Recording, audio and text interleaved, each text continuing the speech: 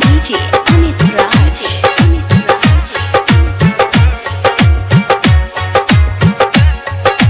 Kamalpur Hat.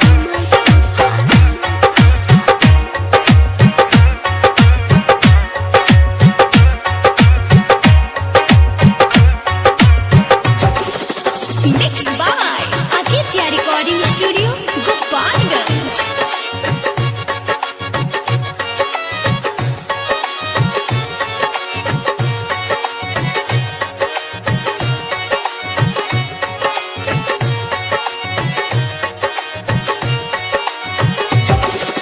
ऐ दिल चुप रहा, ऐ दिल चुप रहा। जन रोवा तू, जन रोवा तू। अभी ओकरा ना बुझाई, बाद में पछताई। मिलल बा जवन दर्दिया, अब सहल कसहू। ऐ दिल चुप रहा, ऐ दिल चुप रहा। जन रोवा तू, जन रोवा तू। DJ Amit Raj.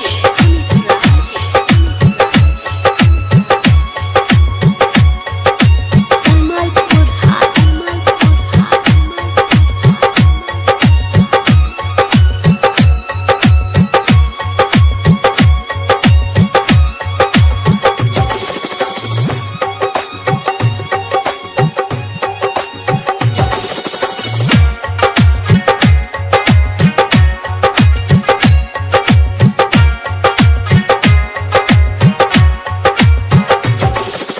कैलस वादा तो नानी भैलस हो, बीच रहिया में बहिया छोड़ के गैलस हो।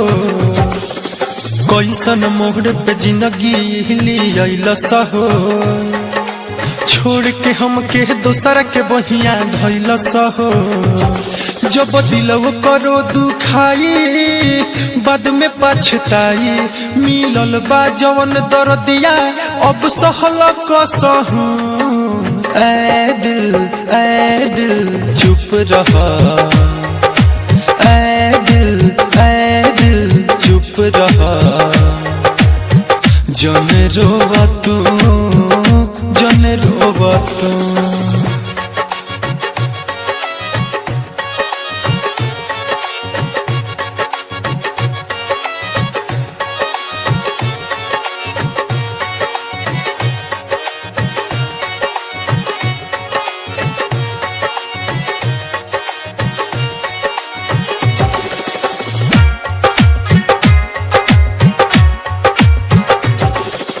तनको नाही सोचल सौहर जाई हो, टूटल दिलवा लेके दीपक कहाँ जाई हो।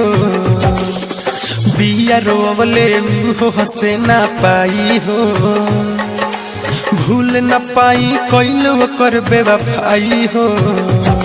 से सोना खली खले सच्चाई, बाद में पछताई। मिलल बा जवन दर्दिया, अब सहल कसहू। ऐ दिल चुप रहा, ऐ दिल चुप रहा।